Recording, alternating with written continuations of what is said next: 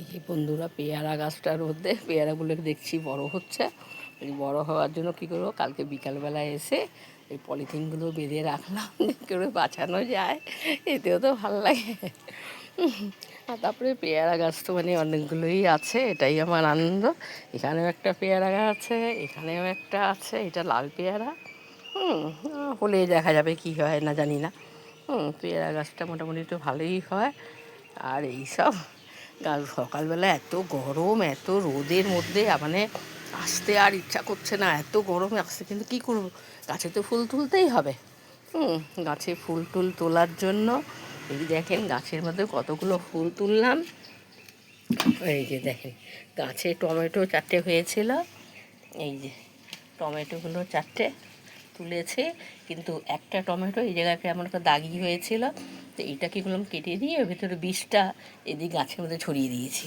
ছড়িয়ে দেওয়ার পরে এই 4টে একটা কাঁচাটাও ছিঁড়ে নিলাম, থাক, কেন কালকে যেটা তুলেছি ওটা লাল হয়ে গেছে, তাহলে 4টে নিয়ে যাইনি, এখানেই রাখা ছিল।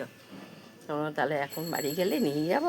আর এই ফুল দেখেন, এই যে ঝুমকো জবা ফুল, এই ঝুমকো জবা ফুলগুলো দেখলে মানে মানে একটা দুটো হলে হয়, কিন্তু দেখেন কতগুলো এই ঝুমকো জবা, এই দেখেন এই জবা, তারপরে এই জবাগুলো তো আছেই, সাদা জবা তো জানেনই, সাদা জবা আছে।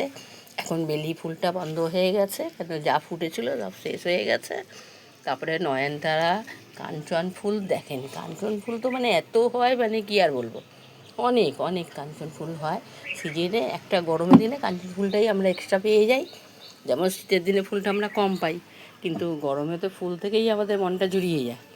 আর ফুল তুলতে আসতেই হবে, একটু গাছে বেলপাতা নিলাম, নিয়ে ঠাকুরকে দেওয়ার মতন হয়ে যায়, এতেও একটা ভাল লাগে না। সকালবেলা একবার না গাছের পাড়ে এলে আর দেখে মনে হয় ভাল লাগে না, একটু গিয়ে একটু মনটা ঘুরে গেলাম, মনটা জুড়িয়ে যায়, শান্তিও পাই, এর থেকে আনন্দ আর কি আর বলবো। এই গাছপালাগুলো দেখি সবুজ সবুজ পাতা পুতা, এগুলো দেখলেও তো মনটাই হয়ে যায়। বিকালটাও আসি, কিন্তু সকালে তো থাকা যায় না, এত গরম রোদ হয়ে গেছে না, মানে বৃষ্টি যদি 2-4 ফোঁটা, মানে কি 2 ঘন্টা যদি হয়, গরমটা তো আমাদের শেষ করে দিচ্ছে, গরম আর সহ্য করতে পারছি না।